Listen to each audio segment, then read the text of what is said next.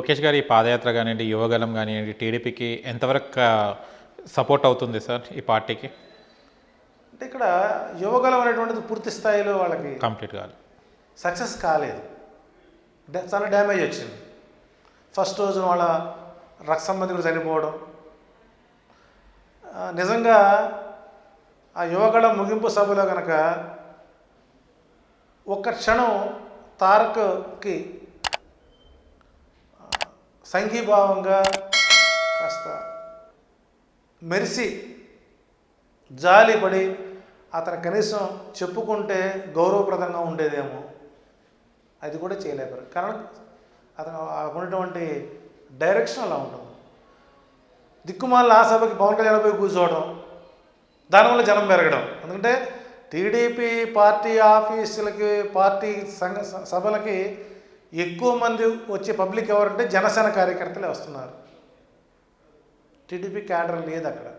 So కాబట్టి యువగళం తెలుగుదేశానికి శాపంగానే పరిణమించింది. కాబట్టి చివరి క్షణంలో దాన్ని వాయిదా వేసుకున్నారు. ఇక మమ అనిపించారు.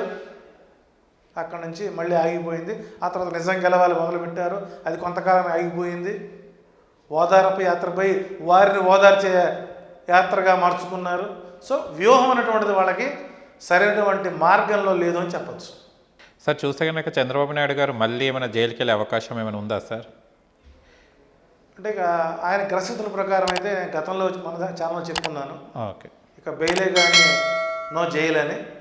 సో కాబట్టి వాళ్ళ స్కామ్ కేసు సుప్రీంకోర్టులో సిఐడి ఇచ్చిన దానికి జడ్జిమెంట్స్ ఏదో ఉంటే నాకు తెలిసి బహుశా ఆయన్ని ఇంకా కారాగార బంధనం చెయ్యరు అని నాకు ధైర్యంగా చెప్పగలుగుతాను. కాకపోతే ఈ కేసుల పరంగా మాత్రం ఆయన ఇబ్బంది పెడుతుంటారు. అది సుప్రీంకోర్టు గైడ్లైన్స్ ప్రకారం కాబట్టి వాళ్ళు ఎప్పుడు నోటీస్ ఇచ్చినా వెళ్తుండాలి. రెండోసారి నోటీస్ ఇస్తారు, మూడోసారి అరెస్ట్ వారెంట్ ఇస్తారు. ఓకే. సో ఇక కారాగార బంధం అనేటువంటిది కాస్త అనుమానాస్పదమే. So freedom. కానీ చాలా వరకు జనాలు ఏమంటున్నారంటే కారాగార శిక్ష మొన్నటిదాకా వెళ్ళారు కదా, లోపలికి వెళ్ళేసి రావడం వల్ల సింపతితోనన్నా ఇప్పుడు టీడీపీకి ఓట్లు పడతాయని అంటున్నారు. ఇది ఎంతవరకు ఉపయోగపడుతుంది? ఒకటి లాజిక్ మనం మిస్ అవుతుందండి. 16 నెలల పాటు కారాగార శిక్ష అనిపించినటువంటి జగన్మోహన్ రెడ్డిని ప్రజలు ఎక్కడ ఆదరించారండి? ఇలాంటి వాటికి ఉండదండి. సో కాబట్టి సింపతి అనేటువంటిది ఇలాంటి కేసులకు రాదు. కాబట్టి అది అబద్ధమైన మాట. ఓకే. ఒకవేళ టీడీపీలో బ్రాహ్మిణి గారు ఒకవేళ హస్తం వేసి ముందుకు నడిపిస్తే గనక టీడీపీకి మళ్ళీ పునర్వైభవం వస్తుందా సార్? ఈ టర్మ్లో జూనియర్ ఎన్టీఆర్ వచ్చి ప్రచారం చేసినా కూడా ఫలితాలు శూన్యం. ఓకే, అయిపోయినది. 2034 సంవత్సరంలో జూనియర్ ఎన్టీఆర్ గారి ద్వారా ఆంధ్రప్రదేశ్లో మరొక ప్రాంతీయ పార్టీ ఆవిర్భవించే అవకాశాలు ఉన్నాయి. భవిష్యత్తులో జూనియర్ ఎన్టీఆర్ను మనం ఒక సీఎంగా మనం చూడవచ్చు. ఓకే. మహాపురుష రాజయోగంలో ఉన్నాడు కాబట్టి.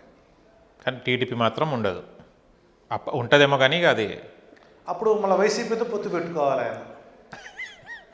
ఓకే.